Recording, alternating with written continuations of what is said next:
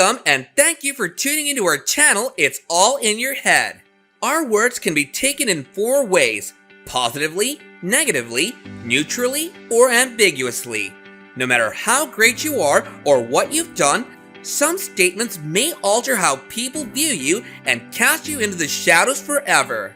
Certain things should never be stated, and also because they have an extraordinary power. They may make you appear bad even if what you're saying is accurate. The worst part is that once you tell them, you can't take them back. We're not talking about grammatical errors or bad jokes here, but rather about the things that make us appear stupid, timid, or out of sync with cultural mores. Emotionally mature people prefer to communicate thoughtfully and consider their words before speaking to minimize their negative effects. So please, never say these things out loud. Don't forget to subscribe to our channel for more entertaining and motivating videos. Number 1, it doesn't matter to me. Doesn't this sound incredibly rude? When someone asks you for your opinion, it indicates they want to know what you think about a particular topic. Avoiding the response by stating it doesn't matter may imply that you're unconcerned about the issue or that you don't believe it's worth your time to offer input. Everyone is important.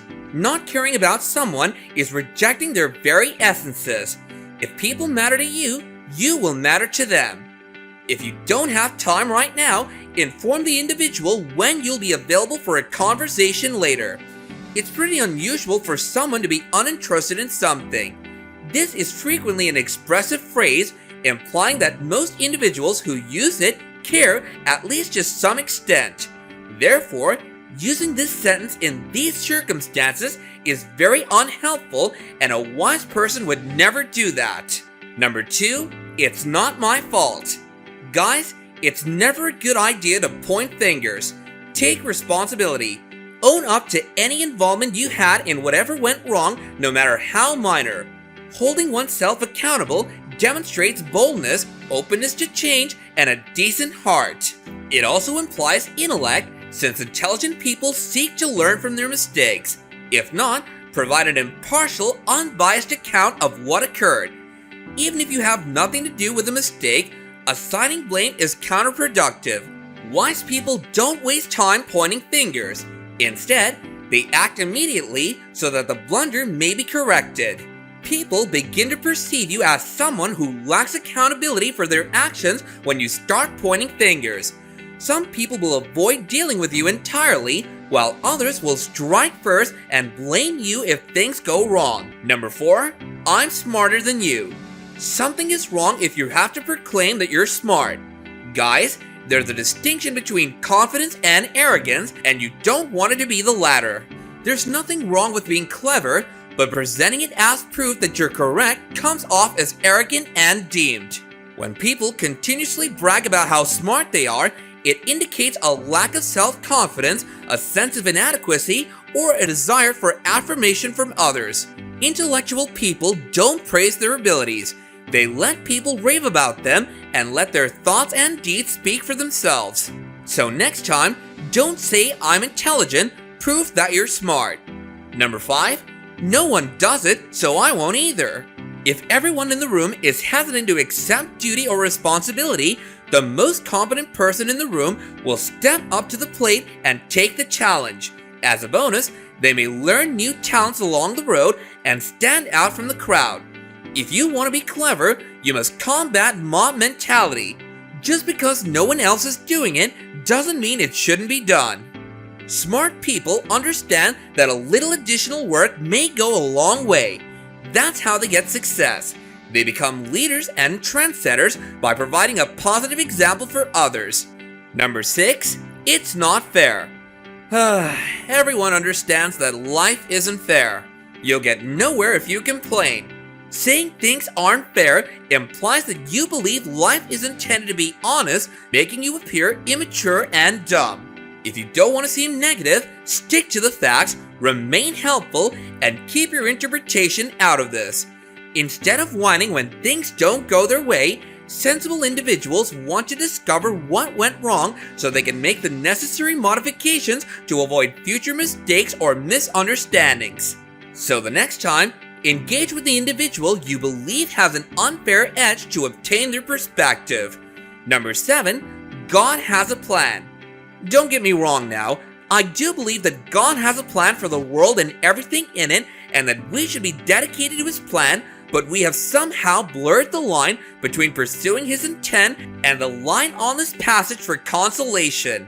This may be the most overused cliche we use while attempting to assist others. If at all possible, avoid saying the statement. Enable people to be sorrowful. Resist the desire to use cliches to get to the happy conclusion. Don't start problem solving for those who are coping with significant loss or sorrow. Combat the urge to console the individual by finding a silver lining or focusing on the future. It's less about what you can add and more about what you can eliminate when becoming a good rescuer. A statement like, "I don't even know what to say right now, but I'm so pleased you informed me," is preferable to attempting to solve the situation. Number 8, you look tired.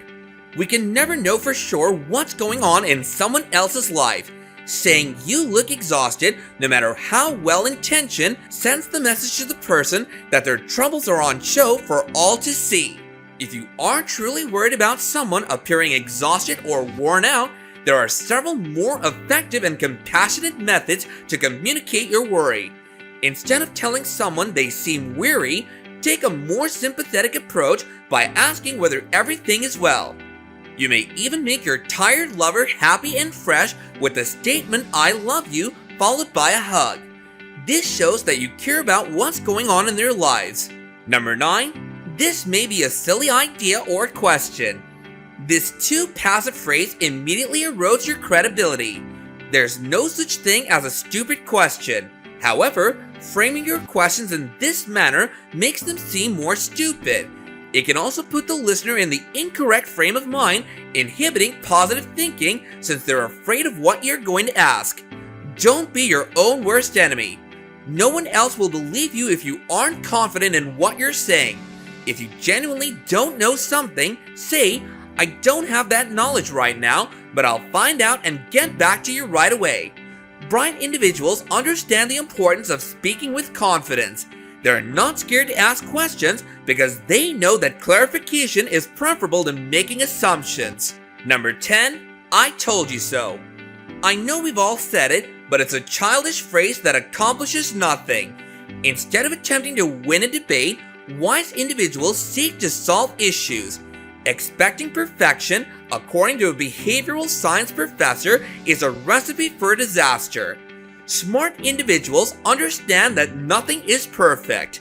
Instead, they collaborate to accomplish things to the best of their abilities while expecting others to do the same. They can then make modest adjustments and learn from their mistakes. The error they warn the culprit about has occurred, and what's been done is done. They want to solve it now, which is the prudent course of action. Find a non-condescending technique to engage with someone who has made a wrong decision. Perhaps they require assistance that we're unable to offer. Consider your options and act and speak gently. Thank you all for watching. Don't forget to like, subscribe, and share to stay updated with new content. Keep learning and watching.